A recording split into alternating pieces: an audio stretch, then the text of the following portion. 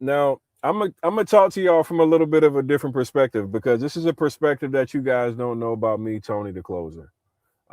So I'm going to say that I disagree, and I disagree for one reason that many of you don't know.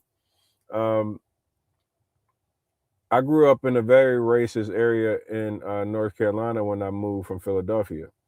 So when I lived in Philadelphia, obviously, like I'm mixed with black, white, Hispanic, with everything that's in the hood in North Philly.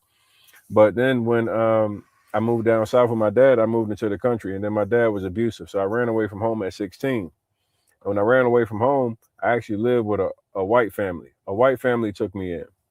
It was my high school teammates, Matt Bodenheimer, his mom and dad, Gene and Teresa took me in as their own. And when I tell you that this white family uh, did not play about me, did not do anything racist, and treated me better and showed me love for the first time in my life. So I find it very hard to just try to make it where, oh, all white people are racist or all white people are predators or will hurt black people. Um, these white people protected me and gave me a home and made sure I was safe and provided for all the things that I needed. Uh, Going through a very tough time at that time in my teens.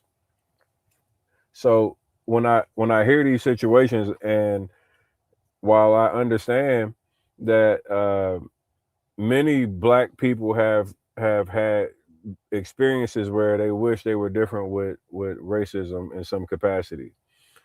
Um, I find like when we have these conversations about race and when it goes like, oh, we like to group people and say all black people are bad, all white people are bad, all such and such are bad, instead of talking about the actual bad people who make those bad decisions or do people dirty.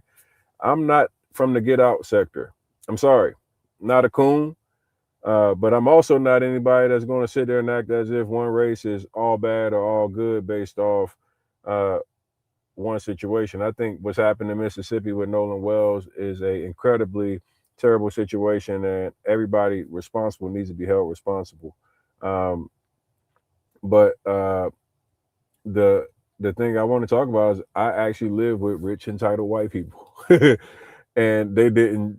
Well, I ain't gonna say entitled. They were rich white people, and they treated me great, and it wasn't for any benefit because I could not be of any benefit to them at that time in my life. At that point in my life, I was just a young 15, 16-year old kid whose father was kicking my ass, and I had to run away from home, and I needed a family who would be willing to take me in.